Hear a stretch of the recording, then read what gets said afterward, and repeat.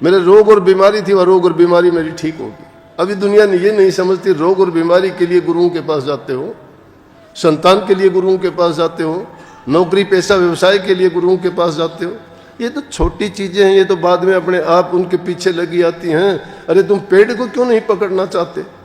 आप सभी को प्यार भरी राधा स्वामी जी। देखिए, जो आज का सत्संग का विषय है उसमें महाराज ने बताया कि कोई भी सेवक नहीं बनना चाहता, सब गुरु बनना चाहते हैं। जो इंसान सेवक बनना चाहता है, जो इंसान सेवक बनेगा, उस व्यक्ति का कल्याण हो सकता है। जो व्यक्ति चाहता है कि उसके परिवार में सुख शांति आए, तो उसको नाम का जप करना चाहिए। वो साथ ही सदगुरु महाराज ने बताया कि जो इंसान किसी साथ बुरा करता है, छल कपट करता है या छल कपट की कमाई खाता है, उस व्यक्ति का जीवन तो दुखी होता ही होता है, साथ में उसके परिवार में भी कभी सुख शांति नहीं आती। और साथ ही सतगुरु महाराज ने बताया कि कभी भी किसी का बुरा मत चाहो, अगर चाहो तो अच्छा चाहो, जितना उसके दूसरों का अच्छा करो, हित करो, परोपकार करो। क्योंकि जो व्यक्ति हित नहीं कर सकता वह नाम नहीं कर सकता, नाम नहीं ले सकता, और जो नाम जप नहीं कर सकता उस व्यक्ति का जीवन कभी सार्थक नहीं बन सकता। तो चलिए आप कीमती समय सत्संग को शुरू करते हैं। कृपया सत्संग को पूरा सुन कर पुण्य भागीदार उससे राधा। इसलिए जो गलतियां हमने पीछे समय में की हैं, जो भूल हमारे से हुई हैं, उन भूलों से हमें सबक लेनी चाहिए, शिक्षा लेनी चाहिए। किसी से सीखने की जरूरत नहीं, हमें पता है हमने क्या किया। दूसरों के कहने से नहीं, दूसरों का क्या लेना देना हमारे कर्म से, ये कर्म का खेल है। कर्म जो इंसान करेगा वही भोगेगा, दूसरा इंसान उसमें कोई मददगार नहीं है। चाहे आप गुरु का नाम लो, चाहे और किसी का नाम लो, कोई किसी का बटाने वाला नहीं है। सुख दुख दर्द कोई किसी का नहीं। इसके सिकंदर की बात याद करो, सिकंदर ने कितनी लूट खसूट करी, दुनिया भर का खजाना इकट्ठा कर लिया, लेकिन जब अंत समय आया मृत्यु का तो कहने लगा मेरी माँ से मिलवा दो, मैं अपना पूरा खजाना उसको दे दूंगा। कहने लगे ये किसी के बस की बात नहीं, आप 2 मिनट भी नहीं रह सकते, आपका समय आ गया, अब मिलने का समय नहीं है किसी से। सोच समझ के कहने लगा चलो ये नहीं कर सकते तो इतना काम कर देना, मेरे हाथ लटका देना, मेरे जनाजे से बाहर लटकते हुए जाएं तो दुनियादार ये देख के तो सीख ले लें कि सिकंदर ने जो इतने पाप किए, इतने जुल्म किए, इतने अत्याचार किए, कितने लोगों को उसने किस प्रकार से दुख दिए। और आज वो सब कुछ छोड़ के कितनी दुनिया को लूट के खजाने भर लिए, लेकिन उस खजाने में से एक पैसा साथ नहीं लेके गया। किसी ने उसकी कोई मदद नहीं की, चाहे वो कितना भी ताकतवर था, कितना भी उसके पास सेना थी, कितना बड़ा साम्राज्य था, लेकिन अंत समय में जब चला था इतना असहाय था कि उसकी कोई किसी ने मदद नहीं की। और जनाजे से दोनों हाथ बाहर लटकाए, इसलिए लटकाए कि लोग देखने वाले सोच लें कि देखो ये कैसे जा रहा है। लेकिन हमारी सबसे बड़ी भूल ये है, रोजाना सुनते भी हैं, देखते भी हैं, कितना भी समझाओ फिर भी उन्हीं गलतियों को फिर दोहराते हैं, समझ में नहीं आती। अच्छे रास्ते पे अगर चलते हो तो अनेकों बाधाएं आपके रास्ते में खड़ी हो जाती हैं। बुरा करने के लिए चलो, कोई बाधा नहीं है, कोई रुकावट नहीं है उसमें। चलते चलते कितनी बुराइयां कर लो। सत्संग इंसान के जीवन को बदलता है, सुधारता है। जब जीवन बदलता है, सुधरता है, तो वो गुणों से भर जाता है, अच्छाइयों से भर जाता है, वो परहितकारी हो जाता है, पर उपकारी हो जाता है। जो पर उपकार करता है, परहित करता है, हृदय में जिसके प्रेम होता है, उसकी आस्था विश्वास भी दृढ़ होता है। मैंने नहीं देखा कि कोई किसी को तकलीफ दे के, दुख दे के, किसी का बुरा करके उसने सुख भोगा हो। एक भी उदाहरण मेरे सामने ऐसा ला दो कि उसने ऐसा किया और उसने सुख भोगा, नहीं। अंत समय में बुरा होता ही होता है, लेकिन कह देते हैं, बहाने देते हैं कि समय बुरा करवा देता है। समय नहीं करवाता बुरा, इंसान ये बहाने लगाया करता है, उनकी ओट लेता है, आड़ ले लेता है, उनके पीछे छिप जाना चाहता है, उन बातों का दाम लेके करता स्वयं है, लेकिन बहाने और ढूंढता है। तो ऐसे बहाने ना बना के कभी भी क्या सोचते हो कि समय रुक जाएगा? इंतजार करते हो शुभ मुहूर्त का, क्या शुभ मुहूर्त का कोई समय आएगा?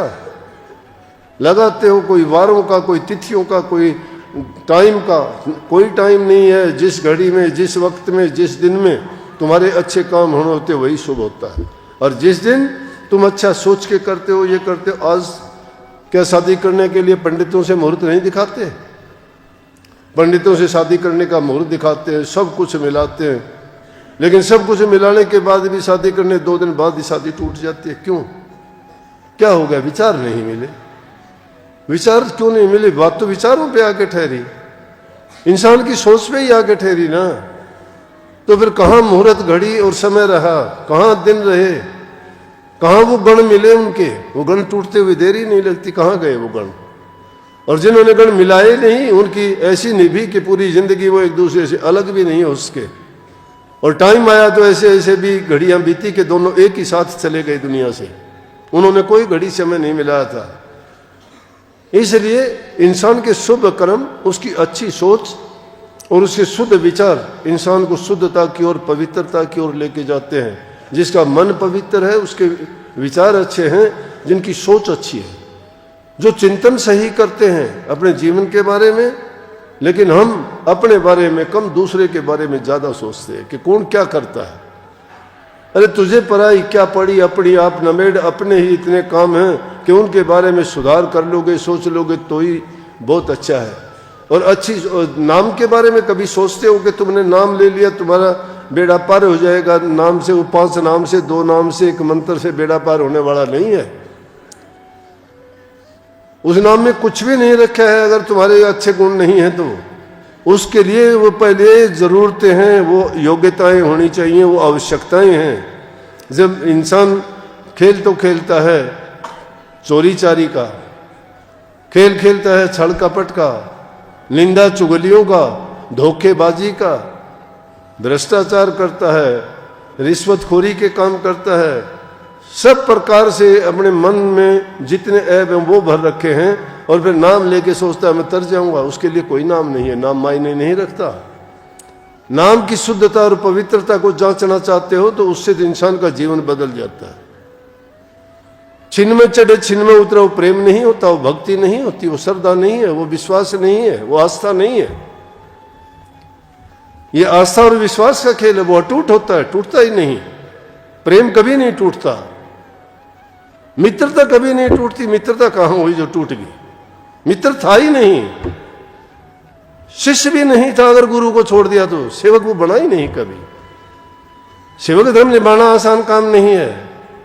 इंसान दुश्मनी निभा सकता है, प्रेम और सेवकाई बड़ी कठिन है। कोई सेवक बनना ही नहीं चाहता। सब अपने अपने लालच से, स्वार्थ से बंधे हुए हैं। जिसका स्वार्थ पूरा हो, लालच पूरा हो, उसकी जरूरतें पूरी हों, उसकी रोग बीमारियां ठीक हों। एक आदमी आके कहने लगा, ये अपने दीपक का इंग्लैंड से आया, कहने लगा मेरे साथ एक था, दूसरा नाम कहीं और से ही ले रखा था उसने। अच्छा मिलता था, मैं राधा स्वामी बोलता, वो भी राधा स्वामी बोलता था, बहुत अच्छा। बोला एक बार मिला तो बाजार में, मैं बोला राधा स्वामी, बोला कि मेरे से राधा स्वामी ना बोलना आगे से। बोला यार पहले तो तू कहता था, मैंने वहां से नाम ले रखा है, बहुत बड़ा हमारा डेरा, बहुत बड़ा गुरु है, इसी नाम में मुक्ति है, ये नाम कल्याण कर देता है, ये नाम मिलने के बाद में इंसान के पास कोई कमी नहीं रहती, बड़ी शांति मिलती है, जीवन मुक्त हो जाता है। कितनी बातें तू करता था, आज क्या हो गया? बोला भाई मैंने आज और कहीं से नाम ले लिया, मेरी वहां तसल्ली नहीं हुई, दूसरी जगह से नाम लिया। क्या बताऊं तेरे को, मेरे रोग और बीमारी थी, वह रोग और बीमारी मेरी ठीक होगी। अभी दुनिया ने ये नहीं समझती, रोग और बीमारी के लिए गुरुओं के पास जाते हो, संतान के लिए गुरुओं के पास जाते हो, नौकरी पेशा व्यवसाय के लिए गुरुओं के पास जाते हो। ये तो छोटी चीजें हैं, ये तो बाद में अपने आप उनके पीछे लगी आती हैं। अरे तुम पेड़ को क्यों नहीं पकड़ना चाहते?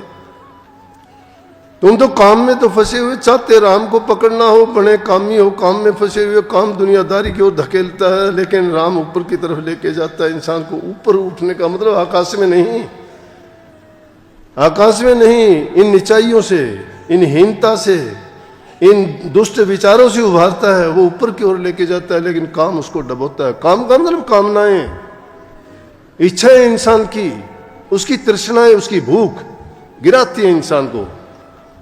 कितना भी लाख कोशिश कर लो, उसके लिए नाम कोई मायने नहीं रखता।